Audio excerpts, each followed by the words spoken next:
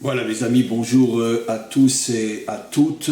On va reprendre notre cours sur Daniel et je vais juste rappeler la fin du dernier cours qui sera en vérité l'essentiel de notre cours d'aujourd'hui. On a donc vu que Daniel a mérité de recevoir de la part bien sûr d'Hachem et le rêve et ce qu'il représente.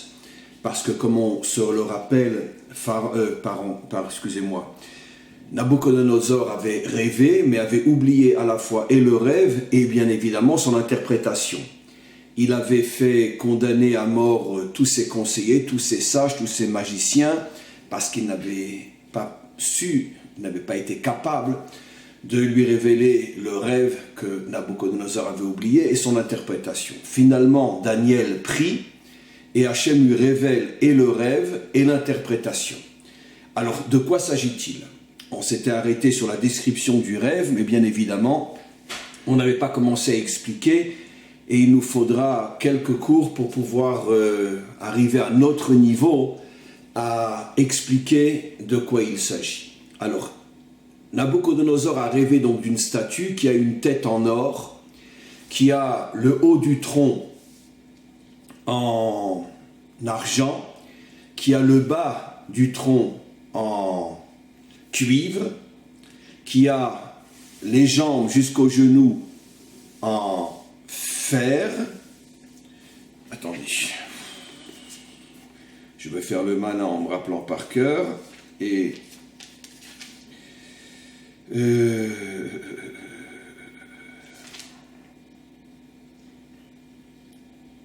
c'est ça. Comme je l'ai expliqué, donc le haut des jambes en fer et le bas des jambes en fer et en terre. Surtout au niveau des pieds, que les pieds seront mélangés entre du fer et de la terre. Après, on verra plus loin qui et comment cette statue va tomber. Mais en tous les cas, donc, on avait commencé à faire une allusion sur le fait que cette statue représente toute l'histoire du monde et particulièrement les grandes civilisations qui vont régner dans le monde et qui vont en même temps asservir Israël jusqu'à la délivrance finale, comme on le verra dans la suite, mais pas aujourd'hui. Dans la suite du rêve, Daniel voit une pierre qui sort de nulle part, on ne sait pas d'où elle sort cette pierre, elle tombe sur les pieds de la statue qui sont en même temps en fer et en terre, et la statue s'effondre. C'est la fin de toutes les civilisations, c'est le début de la délivrance finale. Mais ça, on verra plus tard. Alors, on a donc combien de matériaux? On a l'or, on a l'argent, on a le cuivre, on a le fer, et je ne peux pas dire on a la terre comme une partie en soi, puisqu'en vérité, la terre, elle est mélangée avec le fer. Donc en vérité, on a 4 matériaux. Bon, la terre, c'est pas un matériau, mais en tout cas, vous m'avez compris. J'ai pas le mot exact, mais c'est pas grave. Donc on a en vérité 4 matériaux et le dernier, le fer, est aussi mélangé avec de la terre. Donc on en a 5 ou 4. Encore une fois, je me répète, pourquoi je ne dis pas 5? Parce qu'on n'a pas, comme c'est le cas, l'or est seul, l'argent est seul, le cuivre est seul, il y a une partie du fer qui est seul, c'est le haut de la jambe, et après, on a toujours le fer qui continue, mais mélangé avec de la terre. On n'a pas de la terre seule. La terre vient se greffer à l'intérieur du fer. Donc, on va d'abord parler des 4 matériaux. Les 4 matériaux, bien sûr, nos maîtres expliquent, je passe directement aux commentaires, font allusion aux 4 grandes civilisations qui vont asservir Israël jusqu'à la délivrance finale et qui vont aussi d'une certaine manière régner sur le monde entier. C'est ce que Daniel va expliquer, on le lira par la suite, mais je rentre directement dans le vif du sujet. Daniel explique que la tête en or fait allusion à la Babylonie. On verra pourquoi c'est on pourrait dire le métal le plus précieux, l'or. La tête en or fait allusion à la Babylonie qui détruit le temple et qui est le premier peuple, la première civilisation qui va asservir Israël. Puis après, on a l'argent. L'argent fait allusion à la Perse, qui elle aussi va asservir Israël, même si le roi Cyrus va ordonner, va permettre le retour d'Israël sur sa terre. Comme on le sait, j'ai déjà expliqué, il y a un infime pourcentage de Juifs qui ont accepté de revenir sur leur terre. La grande majorité a voulu bénéficier de la gentillesse de Cyrus et finalement rester et vivre d'une manière prospère en exil, c'est-à-dire en Babylonie et en Perse. La Babylonie avait été conquise et détruite par les Perses. Et même ceux qui sont revenus en Israël étaient malgré tout sous domination perse. Et surtout, après, 3 générations après, le 3e roi Assuérus, à l'époque de Mordechai, Esther, Aman qui voulait détruire tout le peuple juif. Donc il y a eu des hauts et des bas dans cette soumission aux Perses. Donc ça c'est l'argent, le haut du tronc. Puis après on passe au cuivre. Et le cuivre c'est bien sûr, donc la Perse a détruit la Babylonie et vont venir les Grecs. C'est le cuivre qui va détruire les Perses et qui vont eux à ce moment-là soumettre Israël. Et enfin on a le quatrième matériau, excusez-moi je perds mon français, le 4e matériau, bon c'est pas grave, ça fait 30 ans que je suis en Israël, donc excusez-moi, j'ai le droit de perdre mon français. Et donc vient le 4e, c'est bien sûr les Romains, qui arrivent à détruire l'empire grec, qui avait détruit l'empire perse, qui avait détruit l'empire babylonien, et vous remarquerez que même dans la description de la statue, c'est bien sûr l'Empire romain jusqu'à aujourd'hui le monde occidental qui va durer le plus longtemps. Puisque au niveau de la tête est relativement petite, c'est de l'or, c'est vrai, c'est très précieux, mais c'est très petit. L'exil de Babylonie n'a duré que 70 ans. Puis après, on a la moitié du tronc, 200 ans d'exil sous le régime perse, c'est l'argent. Puis après, on a le bas du tronc, l'autre moitié du tronc, enfin du corps, au-dessus des jambes, aussi 200 ans de soumission aux Grecs. Et puis après, on a les jambes jusqu'à l'extrémité des pieds. C'est la partie la plus longue du corps qui fait allusion. Regardez comme c'est extraordinaire. Déjà Daniel, qui lui pourtant est tout au début de l'exil. Il est au premier exil, l'exil de Babylone. Il voit déjà que le dernier exil, celui qui est comparé au fer, sera le plus long. C'est pour ça qu'il est comparé aux jambes, qui sont beaucoup plus longues que chaque partie du corps qui correspond aux 3 premiers exils. Et donc ça c'est l'exil de Rome, le monde occidental, aujourd'hui. Et dans les pieds, c'est-à-dire à la fin de la statue, donc à la fin de l'histoire, juste avant la délivrance finale, on a un mélange de fer et de terre. Et nos commentaires expliquent, et ceci depuis des siècles, que la terre qui se mélange au fer fait allusion à Ishmaël, fait allusion à l'islam, qui d'une certaine manière se mélange. C'est incroyable, ça me rend fou de voir des prophéties pareilles, parce que nous on le vit aujourd'hui, mais imaginez-vous que cette prophétie, elle a plus de 3000 ans. Et donc nos maîtres expliquent depuis des siècles que en vérité le fer c'est Édom, c'est le monde occidental, qui à la fin de la civilisation occidentale se mélangera complètement à l'islam. L'islam est représenté par la terre, et donc un mélange, un essai, une tentative de fusion entre les deux. C'est ce qu'on voit aujourd'hui partout dans le monde, sur le plan humain, puisque l'islam se mélange partout en Europe et partout dans le monde. Et aujourd'hui, je veux dire, il n'y a aucune différence entre un Français catholique ou un Français musulman, puisque aujourd'hui et dans 20 ans, il y aura de toute façon plus de musulmans en Europe que de catholiques ou de chrétiens ou de laïcs, et tout le monde le sait. Aujourd'hui, les chiffres sont cachés, on parle de 10 ou 15 millions de musulmans en France, mais il y en a au moins le double, simplement on ne vous dit pas la vérité. Et dans 20 ans, à mon avis 20 ans maximum, le président de la France sera un musulman, comme c'est déjà plus ou moins le cas à Londres, le maire de Londres est un musulman. Et donc c'est absolument évident que d'ici 15-20 ans maximum, pratiquement tous les pays d'Europe seront devenus musulmans et auront à leur tête certainement ou un ministre important ou un premier ministre ou un président qui sera musulman. Et le premier pays finalement qui nous a plus ou moins montré le signe de ce qui allait se passer, c'est encore une fois l'Angleterre, avec le maire de Londres qui est un musulman. Donc cette prophétie nous prévient des millénaires à l'avance qu'il va y avoir un mélange entre le fer et la terre. Nos commentaires, encore une fois, je me répète, disent que ça fait allusion en le mélange entre le monde occidental chrétien ou laïque, ou d'origine chrétienne, et le monde musulman. C'est vrai sur le plan humain, sur le plan, on pourrait dire, de la citoyenneté, c'est vrai aussi sur le plan politique, puisque la majorité des pays du monde essavique, du monde édomique, du monde occidental, est plus du côté musulman que du côté juif, que du côté israélien. L'Europe, n'en parlons pas.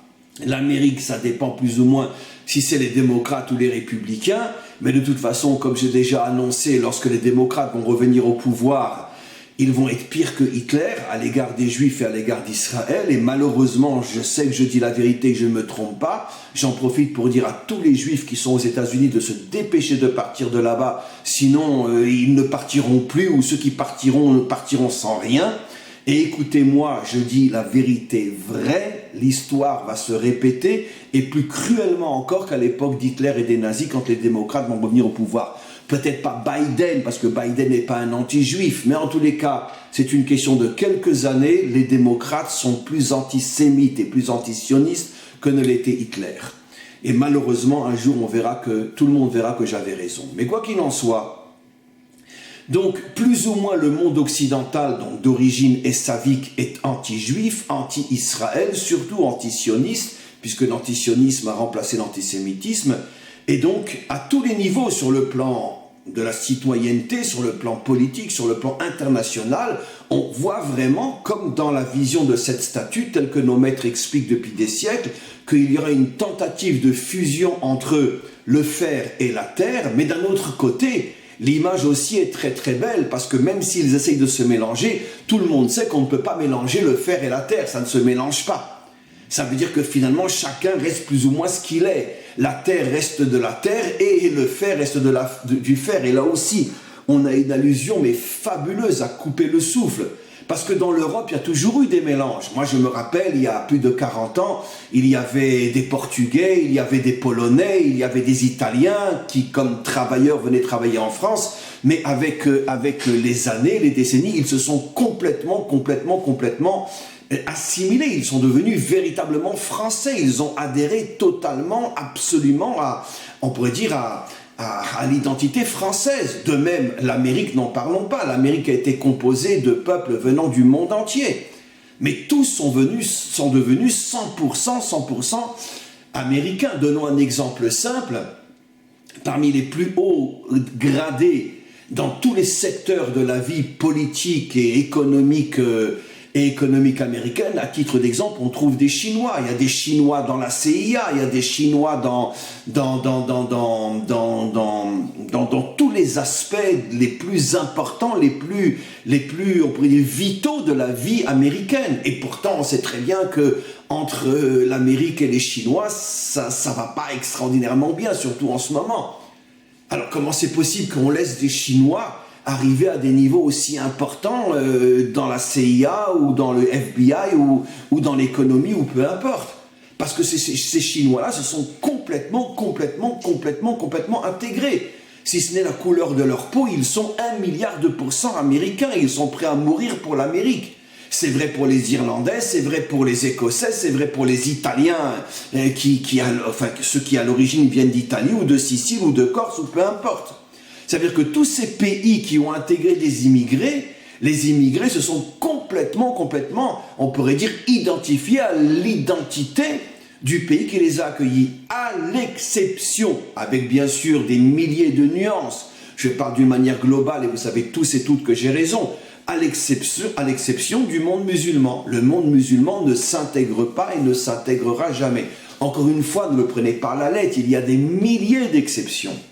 Mais très schématiquement, on pourrait dire la religion, l'idéologie, l'identité musulmane empêche le musulman de devenir un vrai Français ou de devenir un véritable Américain ou un véritable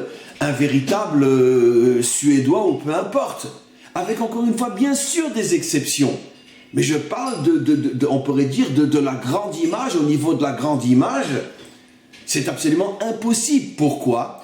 Parce que l'identité musulmane et l'identité chrétienne, même si aujourd'hui le monde occidental n'est plus visiblement chrétien, mais il est dans son ADN, il est chrétien au niveau de ses valeurs, ce sont deux mondes qui sont complètement, totalement, absolument, extrêmement différents et ne pourront jamais fusionner comme les Italiens catholiques qui sont venus en France et qui sont devenus, après 30, 40, 50 ans, 100%, 1000% français. C'est impossible, parce que tous ces mouvements migratoires qu'il y a eu en Europe ou en Amérique, c'était tous des gens de Édom, tous des gens appartenant à la même civilisation, donc ils ont pu s'intégrer dans un autre pays.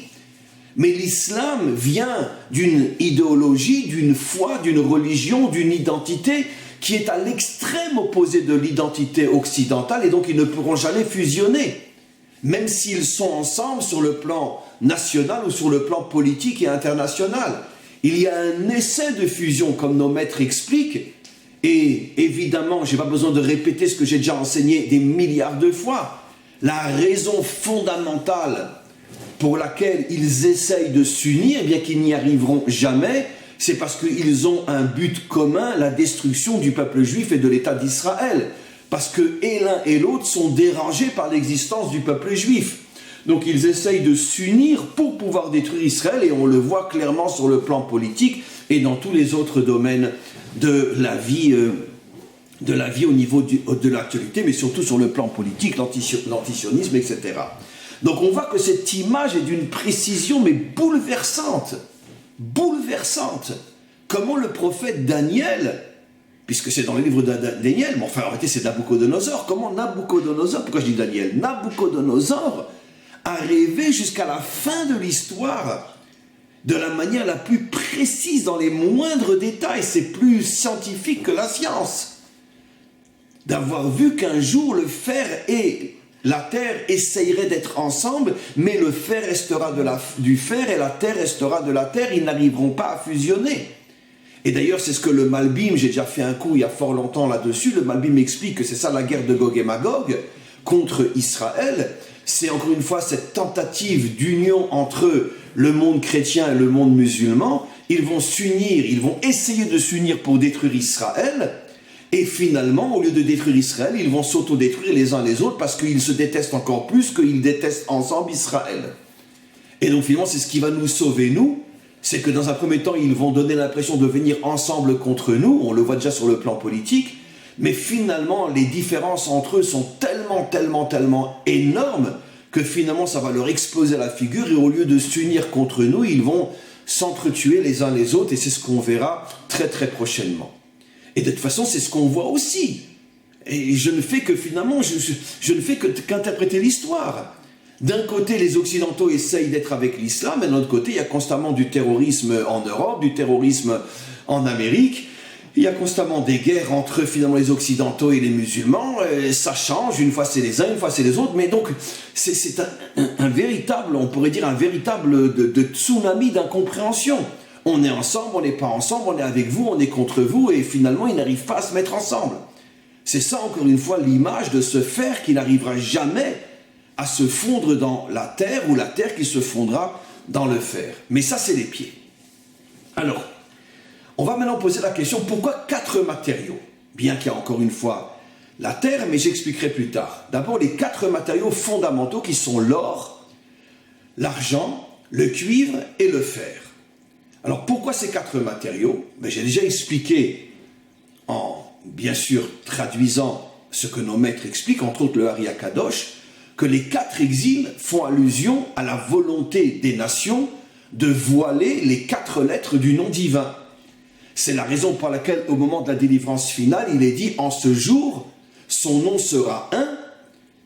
Pourquoi son nom sera un? Parce que justement, chaque civilisation, les Babyloniens, les Perses, les Grecs, les Romains, chacune s'est attaquée à l'une des lettres du nom divin, de manière à empêcher la réunion des 4 lettres du nom divin pour que son nom puisse apparaître concrètement, traduit dans un langage plus authentique qui est le nôtre. Ça veut dire que les nations se battent contre le dévoilement de l'identité réelle du maître du monde. Puisqu'encore une fois, le nom c'est l'identité, qui es-tu? Et les nations ne veulent pas que la véritable identité de Dieu se dévoile dans le monde. Parce que les nations veulent toutes servir un faux Dieu. Un Dieu qu'ils ont créé eux-mêmes. Comme je ne cesse de le dire, toutes les religions ont été créées par l'homme. Parce que l'homme a besoin d'une drogue, l'homme a besoin d'une fuite, l'homme a besoin d'un sentiment de sécurité. Tous ces mots sont justes, ça dépend plus ou moins de la religion et ça dépend plus ou moins de l'homme. Mais en tous les cas, c'est l'homme qui a inventé Dieu. Je rajoute, c'est l'homme qui a inventé les faux dieux. Parce que l'homme a besoin de quelque chose qui lui permet de s'enfuir dans l'illusion. Ça ressemble beaucoup à mon cours d'hier d'ailleurs. Regardez-le, c'est un cours absolument fabuleux sur justement le monde virtuel, le monde illusoire. Et donc, toutes les religions ont été inventées par l'homme et les civilisations ne veulent pas connaître l'identité du vrai Dieu parce que ça va remettre l'homme et ses mensonges en cause. Et l'homme ne veut pas sortir de ses mensonges, tel que nous l'explique le Talmud. Nos maîtres nous disent, Alma de Shikra, ce monde s'appelle le monde du mensonge. Parce que l'homme se complaît dans le mensonge. Et il ne veut pas la vérité. Parce que la vérité va le remettre en question. Et comme je dis toujours, la majorité sont toujours du côté du mensonge et la minorité du côté de la vérité. Pourquoi ? Parce que la majorité ne veut pas se remettre en cause, seule une minorité est prête à se remettre en cause. Donc imaginez-vous si la véritable identité de Dieu se dévoile dans le monde, automatiquement l'humanité tout entière va être obligée de se remettre en question dans tous les domaines. Politique, économique, social, militaire, religieux, moral, philosophique. Tout va s'effondrer. D'ailleurs, comme on va le voir dans le prochain cours, la pierre qui va faire tomber la statue, tout le mensonge de toutes les civilisations, tout va s'écrouler.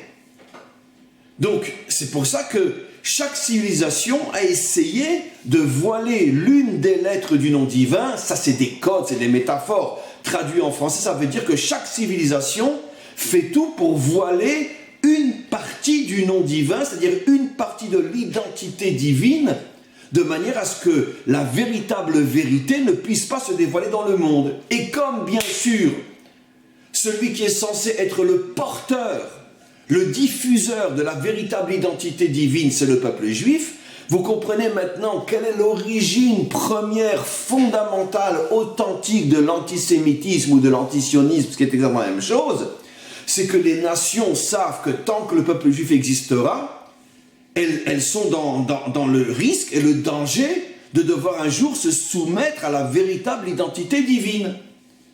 Et donc, pour pouvoir empêcher que le véritable nom de Dieu se dévoile, c'est-à-dire qui il est véritablement, pas le produit du fantasme et des illusions de l'homme, mais ce qu'il est véritablement, il faut détruire finalement l'instrument qui est censé dévoiler le véritable nom.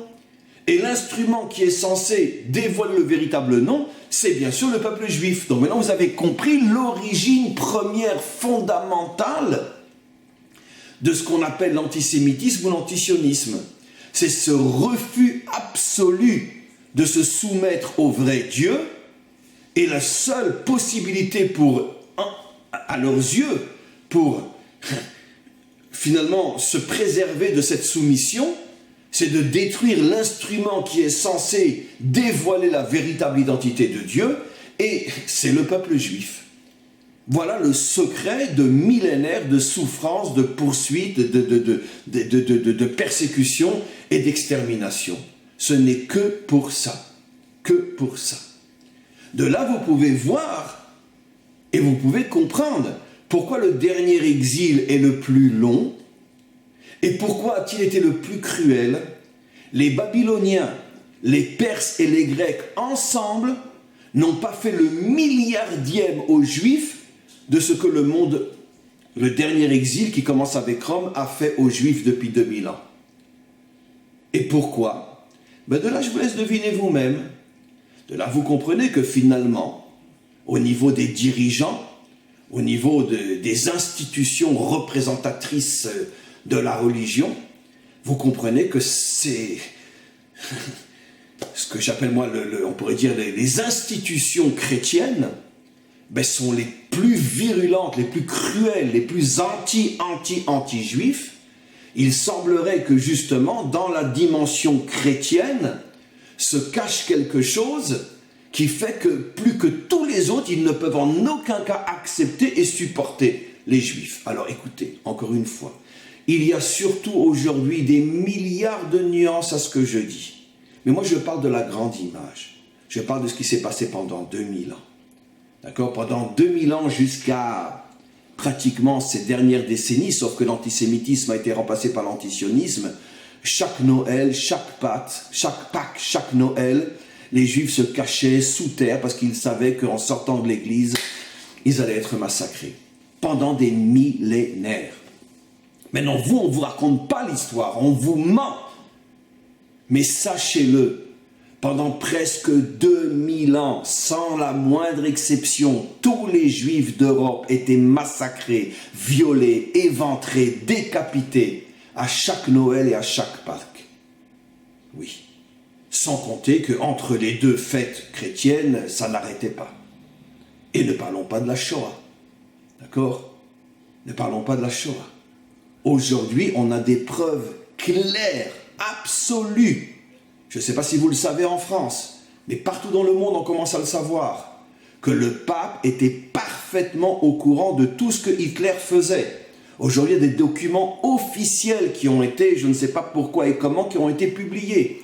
Le pape savait tout ce qu'il se passait. Il n'a pas ouvert la bouche.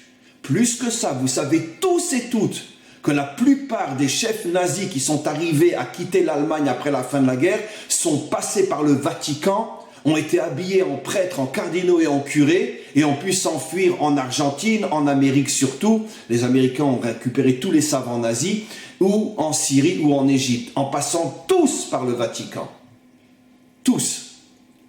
Donc arrêtons de se la jouer. D'accord? Arrêtons. Alors évidemment, moi-même, je connais personnellement plein de chrétiens qui sont des gens extraordinaires. Extraordinaires. Et je veux qu'ils entendent ce que je dis sur eux. Des gens fabuleux. Je ne parle pas des individus en tant que tels, je parle de l'idéologie. Je parle de l'institution qui a toujours été le pire ennemi d'Israël. Toujours, toujours, toujours. Il faudrait comprendre pourquoi. Qu'est-ce qui se cache dans la chrétienté qui fait qu'elle a une telle haine à l'égard des Juifs? Ça sera peut-être le sujet d'un cours un jour. Mais je ne veux pas rentrer dans cette notion maintenant parce qu'il me faudrait des heures pour la traiter. Mais on en parlera un jour. Mais déjà, j'ai déjà dit pas mal de choses. Donc maintenant, on reprend. Alors, pourquoi, c'est ça la véritable question, pourquoi Babylone, un exil qui n'a duré que 70 ans, est comparé au plus précieux des matériaux, l'or? Les Perses sont déjà à un niveau inférieur, pourtant l'exil va durer 200 ans, ils sont au niveau de l'argent. Les Grecs sont à un niveau encore inférieur, puisqu'ils sont au niveau du cuivre, eux aussi 200 ans. Et les Romains sont les plus bas, jusqu'au monde occidental, puisqu'ils sont au niveau du fer. Mais il y a ici une contradiction. Je viens de la suggérer. Qu'est-ce qui est plus puissant? L'empire occidental, la civilisation occidentale ou la civilisation babylonienne? Évidemment. Qu'est-ce qui est plus puissant? La civilisation grecque ou la civilisation perse? Évidemment, vous avez la réponse. Même les Perses étaient 100 fois plus puissants, plus intelligents que les Babyloniens. Alors là, il semblerait que dans l'image de la statue, il y a une forme de contradiction. Puisque finalement, la civilisation, on pourrait dire la plus antique, la moins performante, la Babylonie, c'est de l'or. Les Perses qui sont beaucoup plus forts que les Babyloniens, ce n'est que de l'argent. Les Grecs qui sont 1000 fois plus forts que les Perses, Alexandre le Grand et toutes les conquêtes et toute la philosophie grecque qui est en vérité la matrice du monde occidental, tous les philosophes, Aristote, Platon, etc., où on trouve ça chez les Perses? Ce n'est que du cuivre. Et le monde occidental, avec tout ce qu'il a créé, jusqu'à aujourd'hui, et on est encore loin de voir tout ce qui va être encore créé sur le plan technologique, sur le plan de la puissance, à tous les niveaux, économiques, dans tous les domaines, médical, science, ce n'est que du faire. Comment c'est possible? Mais en vérité, l'image, la réponse est dans l'image elle-même. La tête, c'est ce qui est tout en haut, ce qui est le plus déconnecté de la matière. Les jambes, et surtout les pieds, c'est ce qui est directement en contact avec la matière. Ici, l'image n'est pas par rapport à la grandeur de la civilisation, car c'est sûr que si déjà c'est les Occidentaux qui auraient dû être tout en haut. Mais l'image est par rapport à la descente vers la matière. La descente vers la matière. Et j'explique. Les Babyloniens étaient des gens extrêmement spirituels. C'est pour ça qu'ils sont comparés à la tête qui est le plus éloigné de la terre. Spirituel dans l'idolâtrie totale, mais très spirituel. Ça veut dire que chaque chose, ils le voyaient comme un signe de Dieu. Ça veut dire que toute leur interprétation et toute leur vision du monde était une vision purement, on pourrait dire, spirituelle. Je n'ai pas dit que c'était des saints, certainement pas. Mais dans toute leur relation avec le monde, c'était une relation spirituelle. Le Talmud va jusque nous raconter une histoire absolument incroyable. Que quand Nabuchodonosor est arrivé pratiquement devant Jérusalem, il a voulu tester ses dieux pour savoir si oui ou non il arrivera à conquérir Jérusalem. Et il a demandé à un archer de tirer des flèches en direction de Jérusalem. Il n'y avait pas de vent, il n'y avait rien. Et toutes les flèches allaient en direction de Jérusalem et après déviaient et n'atteignaient pas la direction de Jérusalem.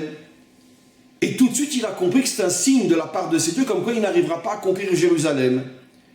Et il a même voulu rebrousser chemin. Et finalement, il s'est passé quelque chose dans Jérusalem qui fait qu'encore une fois, les Juifs ont fauté et paf, ça leur est tombé dessus. Et on a perdu Jérusalem. Mais ce n'est pas à cause de lui, c'est à cause de nous. Comme nos maîtres nous enseignent depuis des millénaires, tout ce qui nous tombe sur la tête, c'est en vérité à cause de nous. Parce qu'on refuse de jouer le rôle pour lequel Hachem nous a choisis. Mais ça, c'est un sujet en soi. Mais quoi qu'il en soit, on voit que Nabuchodonosor est un homme extrêmement spirituel qui ne fonctionne que selon les signes de ses dieux. Il vient avec une armée 1 milliard de fois plus puissante que ceux qui sont enfermés dans Jérusalem, et malgré tout, il teste ses dieux pour savoir si oui ou non il va conquérir Jérusalem. Vous voyez un chef militaire occidental faire une chose pareille aujourd'hui? C'est pour ça qu'il est comparé alors sur le plan spirituel. Ça veut dire que c'était une civilisation très spirituelle. Encore une fois, pas dans le sens de la vérité vraie. C'était tous des idolâtres. Mais dans le sens qu'ils ne pouvaient pas concevoir l'existence et ils ne pouvaient pas imaginer l'interprétation de la réalité sans passer par leur Dieu. Après, on a les Perses. Les Perses sont déjà un petit peu moins spirituels. C'est pour ça qu'ils descendent au niveau de l'argent. Après, on a les Grecs. Les Grecs sont encore moins spirituels, puisque justement les philosophes grecs, c'est eux qui sont les fondateurs de la pensée, on pourrait dire, laïque occidentale, la philosophie grecque. Attention, les Grecs, comme on le sait, croyaient en des milliers de dieux. Mais c'est malgré tout, à l'époque des philosophes, Aristote, Platon, Socrate, etc., qu'a commencé l'embryon de la civilisation occidentale, dans laquelle il y a une séparation totale entre l'Église et l'État. En tout cas, dans le monde occidental d'aujourd'hui, depuis la Révolution française. Donc c'est pour ça que sur le plan spirituel, les Grecs sont encore en dessous.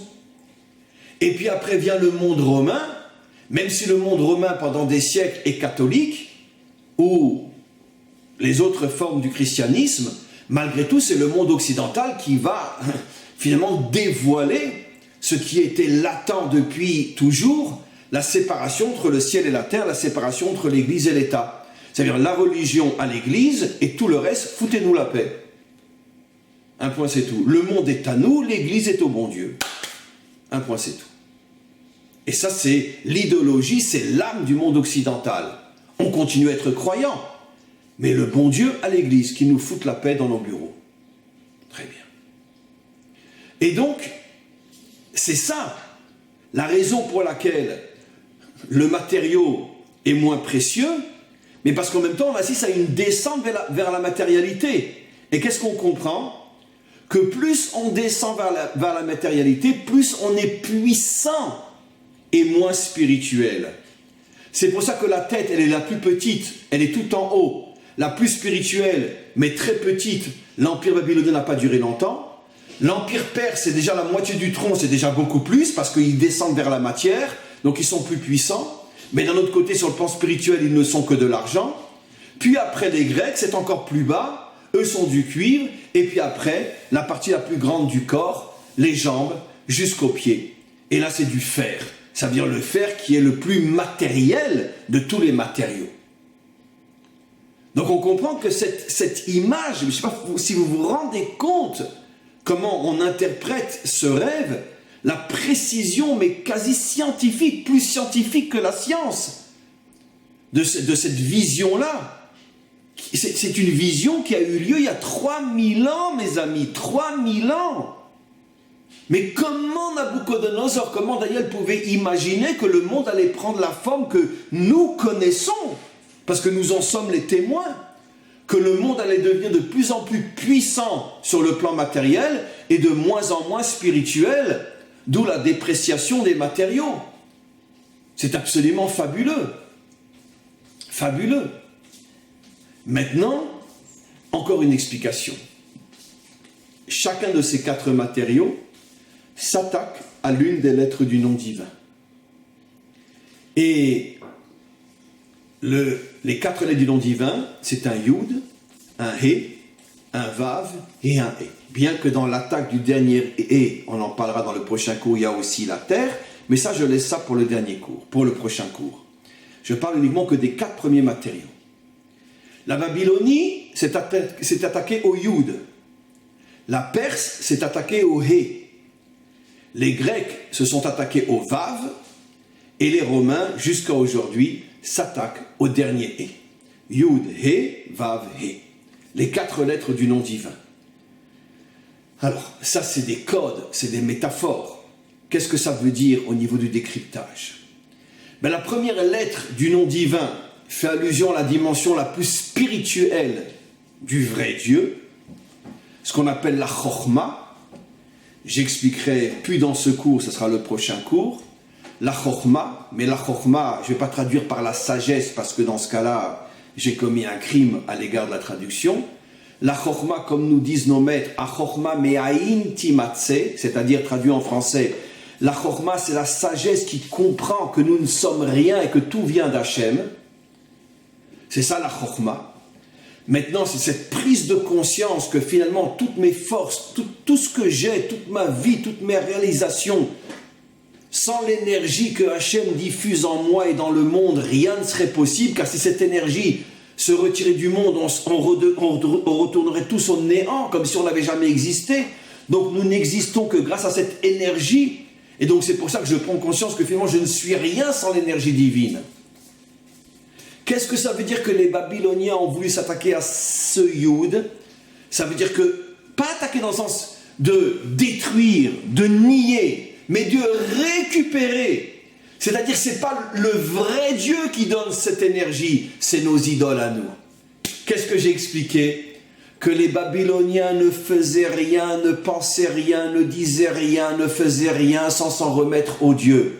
Les Babyloniens avaient parfaitement conscience que tout vient d'en haut. C'est ça la Chokhma, dans le sens le You de la première lettre du nom divin. Mais eux voulaient attribuer cette source de vie à leurs idoles, pas au Dieu véritable. C'est-à-dire qu'en vérité, qu'est-ce qu'on comprend de là? La lutte contre la vérité, c'est pas qu'on veut annuler la vérité, c'est qu'on veut la récupérer et la falsifier. C'est l'enseignement incroyable que nos maîtres nous apprennent en disant le vrai mensonge se construit sur la vérité. Ça veut dire que les Babyloniens ont conscience que sans l'énergie divine, il n'y a pas d'existence possible. Mais eux veulent falsifier cette énergie divine en la faisant venir de faux dieux. Ils sont d'accord sur le principe, mais ils nient la source du principe. Voilà. Après, on arrive aux Perses. Les Perses se battent contre le Hé. Le Hé qui fait allusion à la Bina. C'est quoi la Bina?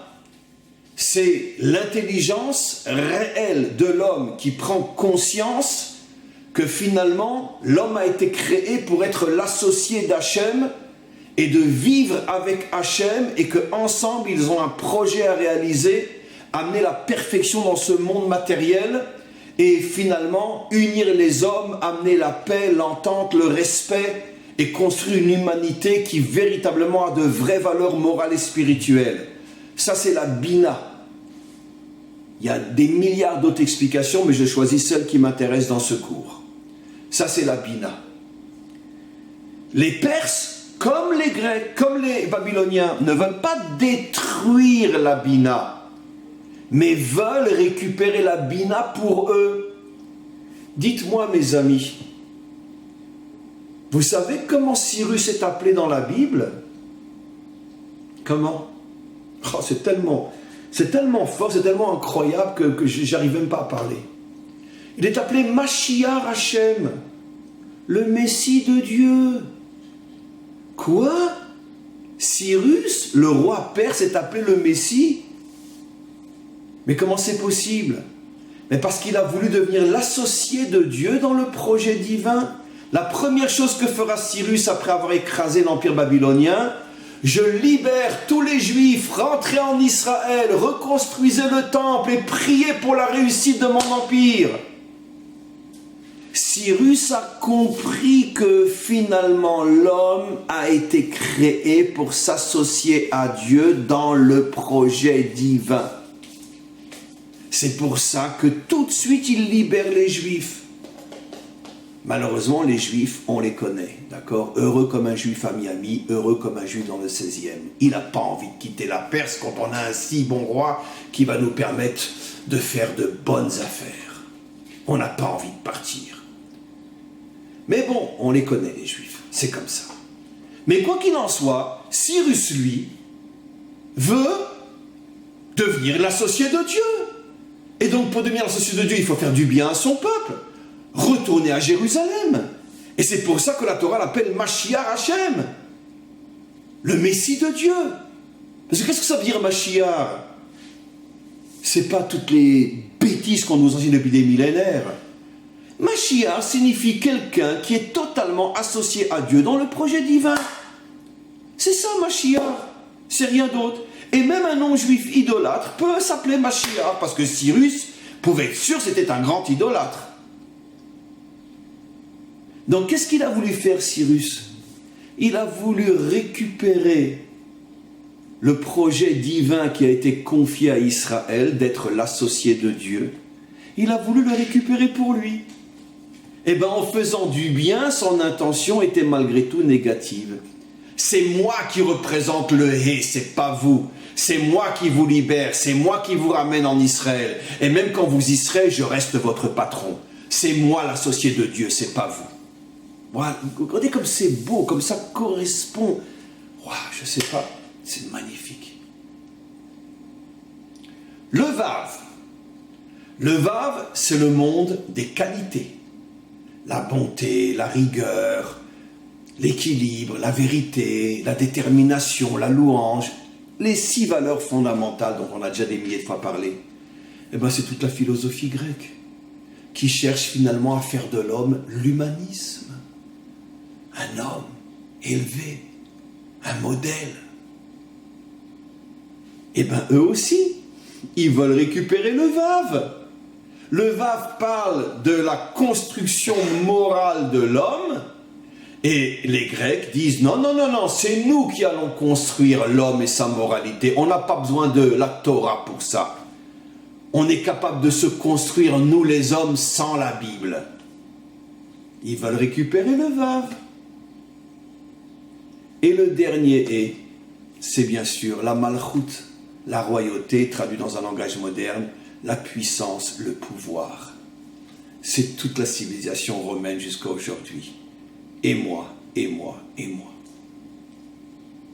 On va devenir la civilisation la plus puissante grâce à la science, la technologie, grâce au fer, aux armes. C'est nous les plus puissants de tous. Et c'est vrai. Vous vous rappelez ce rêve? Quand Jacob voit l'échelle, il voit les anges monter et descendre. Chaque ange représente une civilisation.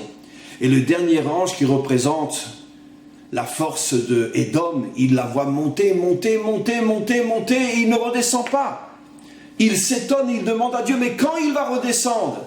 Et Dieu lui dit, lorsqu'il dépassera les étoiles, il redescendra.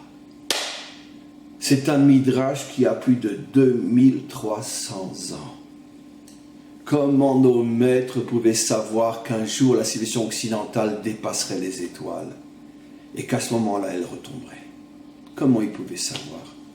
Ouais, ce cours est trop beau, trop extraordinaire. Merci Hachem. Vraiment, merci, merci Hachem. Et écoutez-le, réécoutez-le. Et Bezrat Hachem, on continue ce merveilleux cours, le cours prochain. À tous et à toutes, une très très bonne journée.